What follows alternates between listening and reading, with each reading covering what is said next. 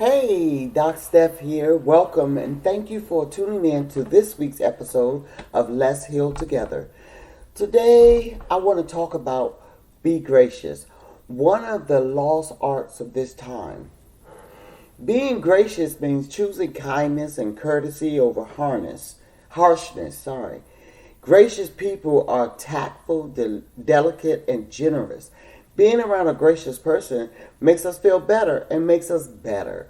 Why should we be more gracious? For one thing, compassion is what separates us from the rest of the animal kingdom. The last time you read or heard about someone doing something heartless, did you refer to the person as being an animal? There is a reason for this. Compassion is part of what makes us human, and graciousness demonstrates our humanity. So, graciousness looks easy, but of course it is not. Do not mistake mere manners for graciousness. Manners are rules. You behave this way, you behave that way, type of thing. But graciousness reflects a state of being. It emanates from our array of self. Remember that the only representation of you, no matter what your station is, your presentation, your demeanor.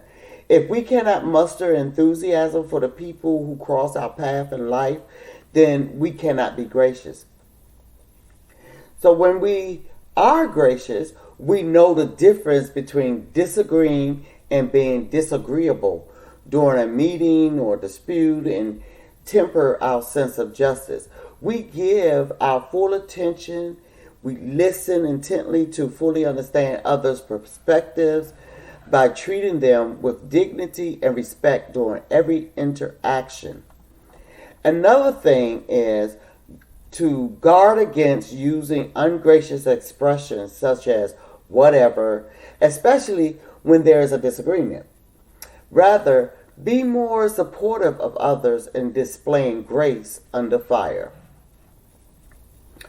My thought on graciousness is that it starts at home. When I thought about being gracious, I thought it should begin at home. My first full-time job was at a drugstore, and I was, graduate of high school, and I was a cashier. So I shared my pleasantries, kindness, and courtesies with strangers every day at work. I thought about it and said to myself, you got this wrong. Not that I mean when I got home I just did not feel like being pleasant or talk nice all the time at home. However, I discovered that what I gave out at work should begin in my home with my children, friends, and family members. At that time it was just my daughter and I. And it was just me and my daughter. And I am so glad I made the change before she got older. I'm her first teacher. So we always greet one another upon waking, talk and share our day. She is an adult now with kids of her own, and she has passed the same thing down to them. It is the small things that transfer gracious attitudes and behaviors into the world. Graciousness is being conscious of what is in our hearts and allowing it to take actions in others' lives. Because sometimes our heart could be saying or feeling one way, but when it comes out vocally, we don't really display what's in our hearts. So, there are times when being gracious is not easy. While working in that drugstore, a customer stood in my line passing judgment on me. He stepped up to the counter and I greeted him. The first thing he said was, "You're a Christian, aren't you?" And I said, "Yes." He in turn said, "All Christians are hypocrites." Now I thought, what was I supposed to do with that? But to continue to treat him with respect and be courteous to him. I remember What I remember about that moment was it did not make me angry, but I did feel sad in that moment. Although I have never forgotten his words, I believe I thought, well, that's his opinion. However, it caused me to go back home and look the word hypocrite up in the dictionary and then search the Bible. I wanted a full understanding of what the word meant as it related to my religion and myself. In other words, I wanted to know if I had that character trait. And going forward, I worked at not being a hypocrite, but true to myself first and then to others. Although this man was not kind to me, his word made me reflect on myself and how I treat others. He helped me to be authentic, believe it or not. It really caused me to take his words and reflect on them. So therefore, let's go into some ways we can become more gracious. So the first tip to being gracious is to refrain from judging others. It is normal to judge people in situations.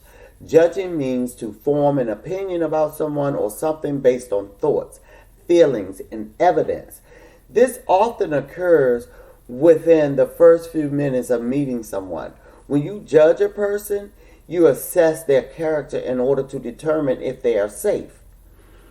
This is done on a subconscious level as your brain takes in information to decide if you are in danger. This is important to your survival and instincts. Meaning, when you first meet a stranger or you're in a networking situation, or even if you're introduced to someone new, this is the first thing, our instinct, this is the first thing to do, is to form a judging, form an opinion of that person. Although judging others is normal and even somewhat helpful, it can also be problematic. And that's what we're going to look at in a moment. Judging others is a quick process, often based on superficial information. The comparison used to judge is more about you and your own strength and weaknesses that has very little to do with the other person. So even though a judgment is an opinion, it is perceived as reality. A judgment can be positive as well as negative. For instance, if someone does something you do not agree with, you may be quick to judge them. Try to determine why they did what they did.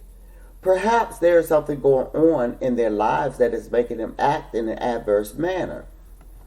Now examine your friendships and associations. Are they based on positivity or demeaning others? If the latter, disassociate yourself and focus on building connections based on positivity and mutual respect. As the saying goes, misery loves company, and judging others inevitably arises from a hidden lack of self-worth. Some of you may even feel like, have you ever talked to someone that you consider a friend, but every time you talk to that person, you end up feeling bad about yourself.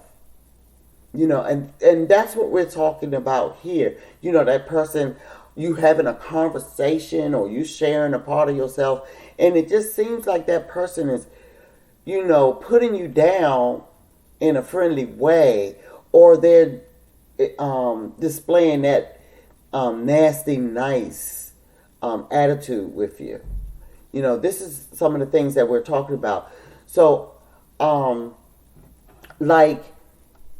when I unnecessarily judge someone, I remember when I first began working with kids and formed my opinion of them based on their behaviors, I found myself under the assumption that all kids are supposed to be good or respectful.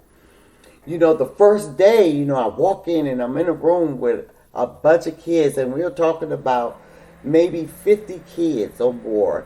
And it was so chaotic. It was noisy, it was loud, and I was like, oh my goodness. So after that first day, I did not want to go back. But I did, not realizing they were judging me as well. So I took time to get to know them and put them into categories. Then I began to look past what they were presenting to me and wanted understanding. Once I did that, my opinion of them changed and I focused on their positivities. So I challenged their authentic selves. That is when I started to see how amazing they were. Every other part of them, we were able to work on to move it more to the positive part of them. As time passed, I noticed that my group of kids were all the difficult ones. The ones that are challenging to other teachers. My coworkers would send the ones that were having a challenging day to my class. These kids went on to high school to be their awesome selves and checked in and still checks in with me occasionally. So refraining from judging others is a process. The real question is, are you willing to take the time to understand them and appreciate their differences? Okay, number 2 is put yourself in other people's shoes. When you could try to imagine what is going on in someone's head, you could try to help them with their situation. All he or she may need is someone to talk to. Try not to offer advice unless it is something you have expertise in. Let them know you are available whenever they need you. Take a moment to understand where the other person is coming from and why they may look or behave the way they do. No matter what they may look, sound, or act like, everyone is struggling with something. And that's including me and it's including you. Then try to recognize your own insecurities and work on building yourself up instead of tearing others down. Think about whether their behavior mirror your own. You can start by learning how to create more self-awareness. If we truly want to understand another person, we should attempt to see a situation from a point of view outside of our own.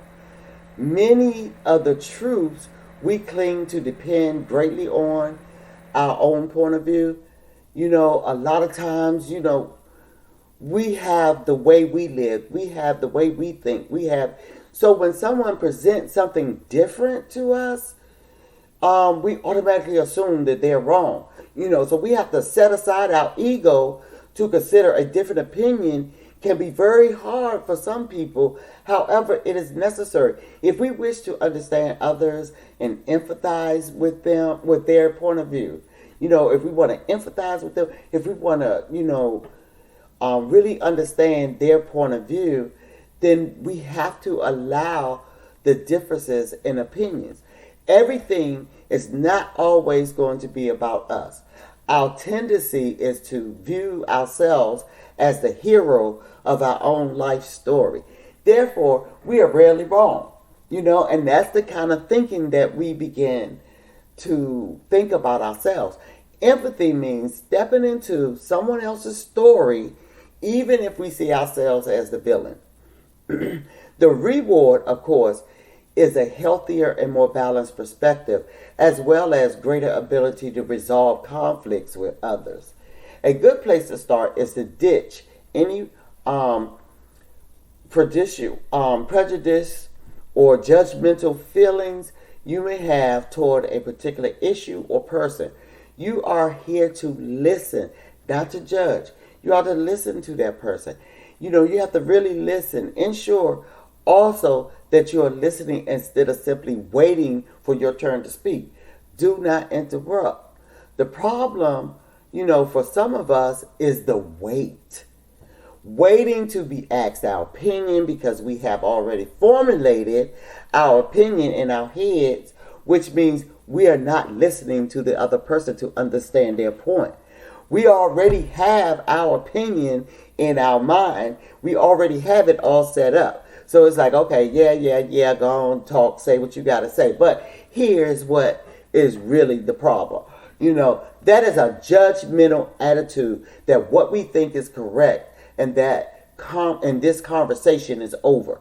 And we're like, there's no more, nothing else to say about it. You're wrong, I'm right. That's the attitude we begin to embrace. What we are doing is trying to persuade the other person to our way of thinking, and we close our mind to other perspectives. So when asked our opinion, we must keep in mind that questions often work better than statements. Don't start giving people, your opinion, what you think, what's already set up or formulated in your mind. Instead, ask some thought-provoking questions. Okay, let's say that you are right. Even if you are right, or you have more insight into the conversation, ask that person a question about their opinion that would make them thought-provoking. What changed my perception is, let's go back to the kids. One day, before our program start time, a kid came in and asked me if he could have that day's snack. My response was to immediately inform him of his lack of attendance. He never explained why he stopped attending, but he gave me a look aside and lowered his head. So I did not give it to him, and he left. I told the site lead about it. Her response was calm and thought-provoking. She said, "Miss Stephanie, that could have been his only meal that night. Why not give it to him where we have to throw away leftovers?" And I was like, wow. I never thought about her point. It taught me a huge lesson. I had put my agenda before this child's hunger. What we were serving was not like going to the candy shop. It was fruits, vegetables, or a sandwich. Not what an average kid would go out of his way to stop to snack on. I had no empathy for this kid's request. I felt awful after my coworker pointed that out. The lesson I learned in a good place for you to start is to ditch any prejudice or judgmental feelings we may have toward a particular issue or person. We are here to listen and not judge. Listen is an action word. Listening provokes us to act. It provokes us to action. Okay? So number 3, never pretend to be compassionate unless you truly feel that way. Compassion is the willingness to relieve the suffering of another. Compassion kicks empathy and sympathy up a notch. When you are compassionate, you feel the pain of others. For example, empathy. Or you recognize that the person is in pain. That's sympathy. And then you do what you can to alleviate the person's suffering. If you placate people, they will pick up on this and resent you for it. If you cannot find compassion for people, simply walk away from the situation and do not say anything. You cannot be faulted for that. Remember that saying no is perfectly okay. Sometimes many people have developed beliefs that we must be pleasing, agreeable, helpful, and nice to earn love and appreciation. If taken to the extreme, this belief can make us give to get and feel uncomfortable saying no to requests for help. For example, has anyone ever truly listened to you as you shared a problem? This person listened without trying to fix your problem, and this person was not relating it back to their own life. They listen without judgment. Simply listening with your full presence can be one of the most compassionate acts you can offer. Unfortunately, compassionate listening has become increasingly rare as technology and busy lives may pull your attention away. We're not fully present. In some cases, we have to set compassionate boundaries. Typically, people think of setting boundaries as being all about what to say no to in order to protect ourselves. We focus on words such as declining and refusing. We are trying to avoid feeling frustrated, frustration, anger, hurt, resentment, or disrespected. While this is a part of the concept, we believe that a more positive and proactive approach is actually more effective and compassionate. When we do not identify, set, and maintain compassionate boundaries, we may say yes when we really mean no. So the flip side of it is, we may make others' problems our priority, perhaps to the exclusion of our own needs. Not setting boundaries may also be evident when we accept abuse or unfair treatment. We may also become overly apologetic and not speak what we are truly feeling. In short, a lack of boundaries may be a catalyst for compassion fatigue. So, in being a compassionate person, there are times that you need to have these boundaries in place because in this world, there are a lot of needs. We have a lot of needy people, including ourselves. We have needs as well. For me, being compassionate, I believe I've always been compassionate towards others. So it comes easy for me. But with age, I have become wise in my compassion and learned to set boundaries. I am naturally compassionate because it is a gift from God. There are times that my compassion could open myself up to abuse or taken for granted or taken advantage of. I had to know what I wanted to say yes to according to my own priorities and values. I had to take the time. I had to take the time to judge whether a particular action or interaction may lead me to feeling caring, incompetent, or hurt, overwhelmed, stressed, or angry. Being aware of my own feelings and needs helped me to take conscious actions about how to communicate with the other person. But that's just me. I'm just giving you an example of, my compassionate state. So let's go to number 4. Don't forget to be gracious towards yourself. Amen. That's the biggest one. Sometimes people are their own worst critics. While inflection can be a great tool to become a better person, it can go too far. Be critical of yourself when the time is right to do so. But recognize that you are a good person and have a lot to offer.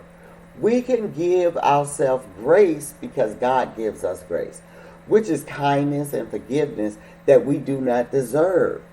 We make mistakes and we deliberately do things we know are wrong. Okay? Let's not be in denial. We all hurt other people from time to time and realize what we did was wrong. So we think that maybe if we hang our heads in remorse, the person we hurt will be more inclined to forgive us. It boils down to self-protection because we are afraid of the consequences. We punish ourselves first so that the other person will let up. We can learn to be equally gracious to ourselves and others and accept that we are a work in progress, attempting to act with gratitude in our daily lives. What we do not realize is that the negative voice, our inner critic, is always there feeding us things about ourselves. Over time, that inner voice become the norm and they morph into what we believe about ourselves. And even though it's not true, this is what we believe to be true because we start to internalize those words, those thoughts, those criticisms, those negative mindsets. So when we mess something up or do not do something perfect, those thoughts immediately pop up. What our inner critic does is strips us of our sense of power. And it takes away our actual voice, because the voice in our head is not our own.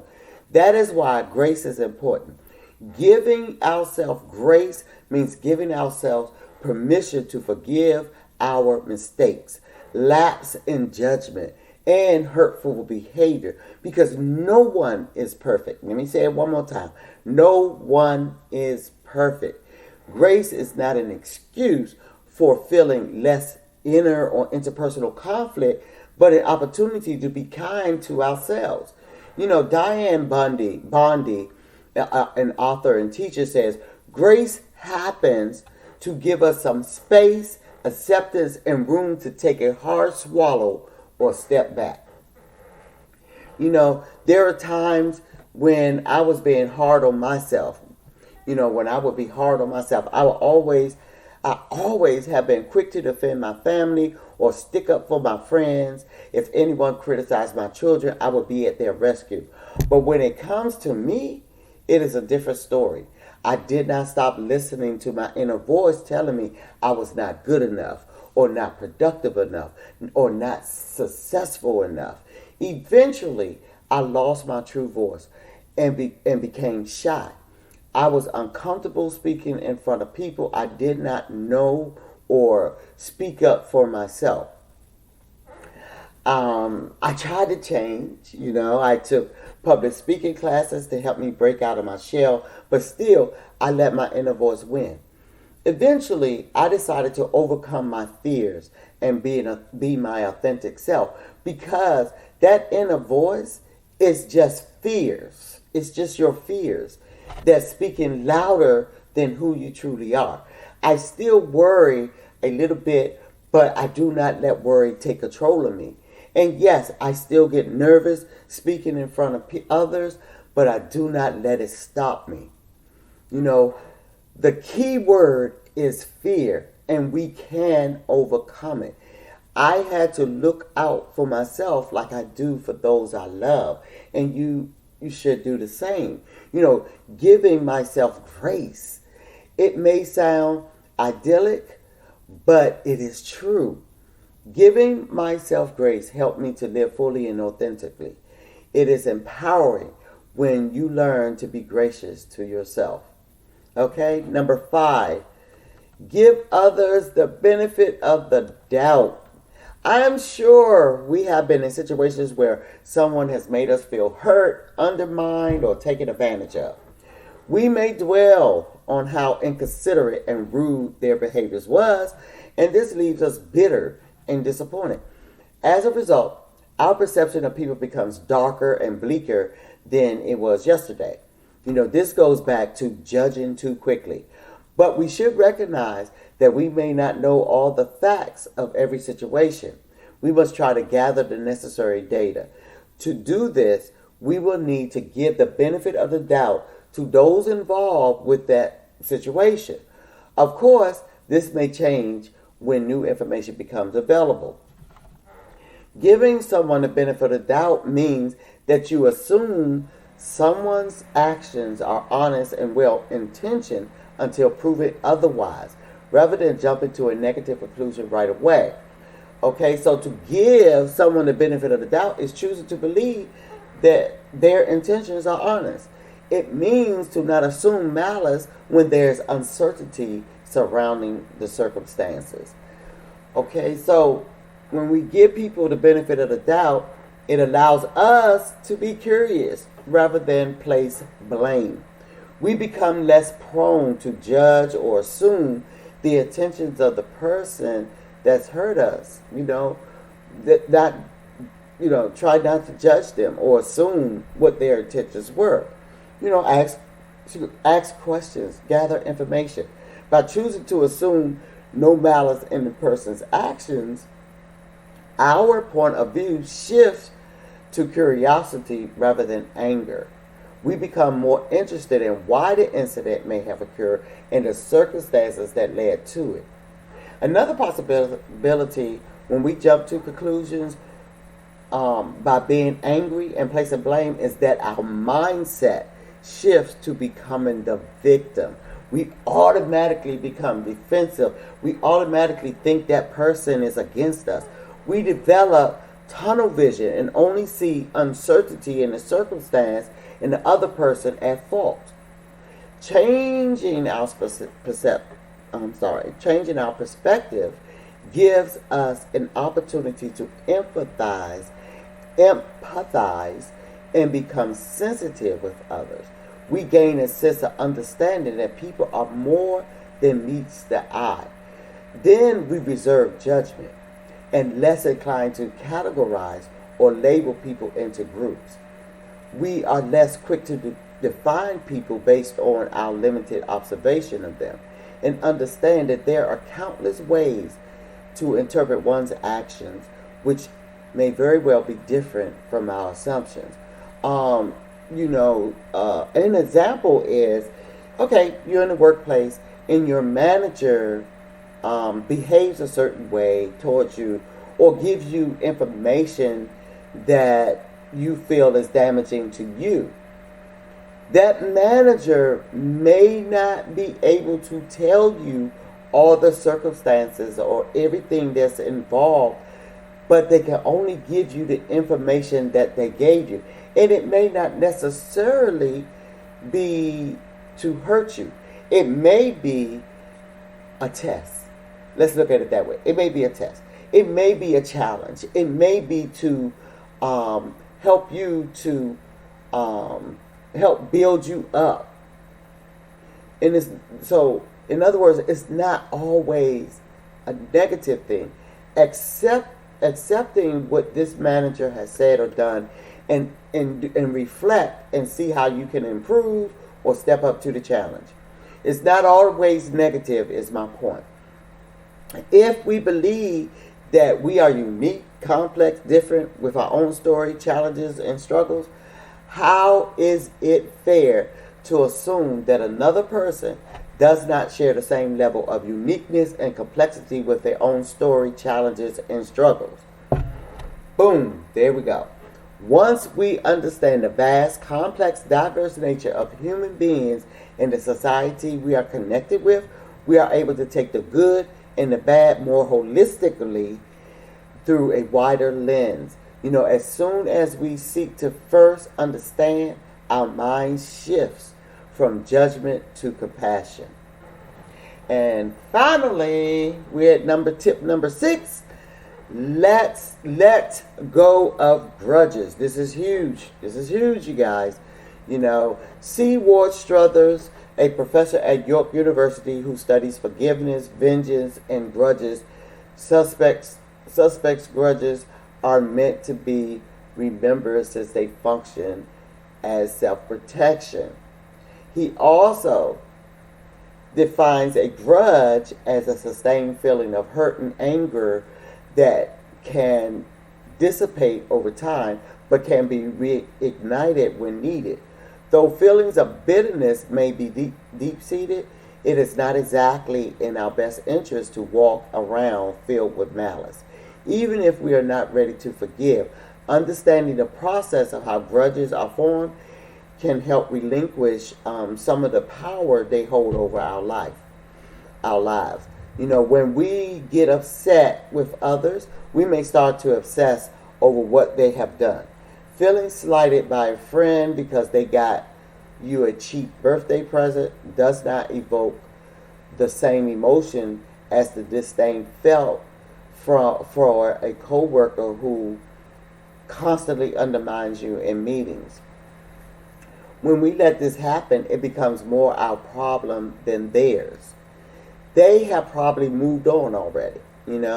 Some grievances do not impact our daily lives, but we remember them nonetheless. These surface level grudges are easier to relinquish. We are easy to release them.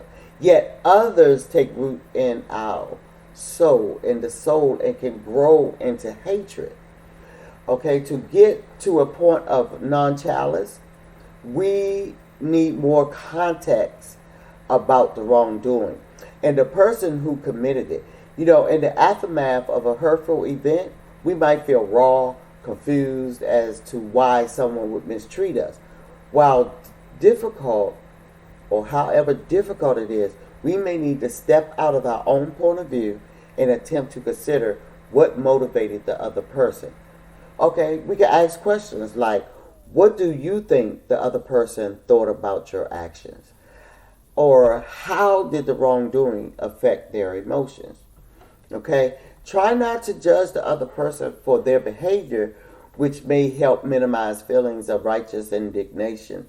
You know, a social psychologist, Elizabeth Van Marshall, says, if we do take the time to take on the perspective of the other person who harmed us, she says, then it is less about judging that person and more understanding what might have motivated or what might have contributed to the wrongdoing in that case. Okay?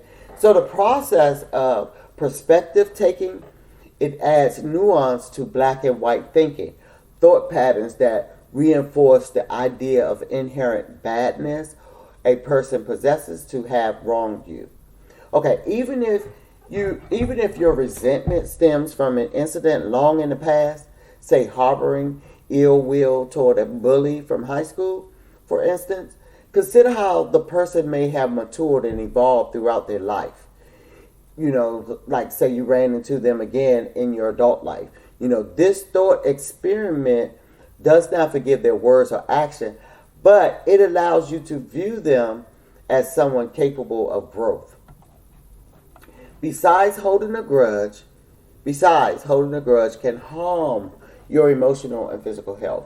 Forgiveness may not feel right in all situations, and being told to forgive someone who hurt you can feel dismissive of your pain. But it can feel dismissive of your pain, and this can leave you stuck in resentment. However, forgiveness is for you, not about justifying someone's offense, forgetting their behavior, nor reconciliation. It is making yourself feel better, so that every time you think of them, they will no longer make you feel bad. Instead, you will feel positive and accepting. So that's the end of our tips for this episode. So now we're going to move into our actionable steps 1, 2, and 3. So, number 1, reach out to someone who you are not fond of. See if you can find some common ground. What you will discover is you are not as different as you believe. You may even become friends with the person as you discuss your differences. Number 2, the next time someone does something you do not agree with, write it down. Write about your feelings so that you can discover why you are feeling the way you do. It is a learning process which can help you be more compassionate to others who behave in a similar fashion later. You know, you may still not agree with the actions. However, understanding them can help you deal with them more effectively. And action number 3, volunteer for an organization that you would not normally join. The key is not necessarily to change your views. You simply want to understand a different perspective. This is a foundation of compassion. To learn more about other people's motivation, try to keep an open mind during your sessions. Ask people questions to get a sense of why they are in their situations. Of course, if you are completely against what an organization stands for, you should probably choose a different group. These are just suggestions for actionable steps. I hope you find them informative. So, reflection time on being gracious. My first one is Maya Angelou, my my motivational quote of the day is by Maya Angelou. She stated, I've learned that people will forget what you said, people will forget what you did, but people will never forget how you made them feel. My inspirational quote from the Bible in the book of Colossians, chapter 3, verse 12 says, put on then, as God's chosen ones, holy and beloved, compassionate hearts, kindness, humility, meekness, and patience. So that brings us to the end of this episode.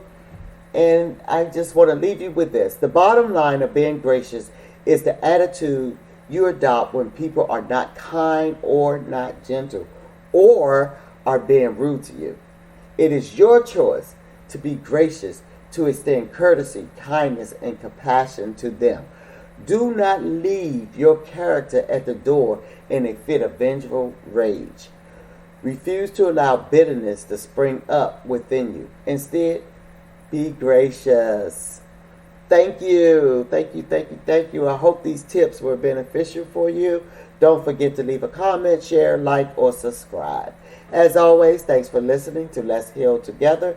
This episode being gracious. Peace and blessings.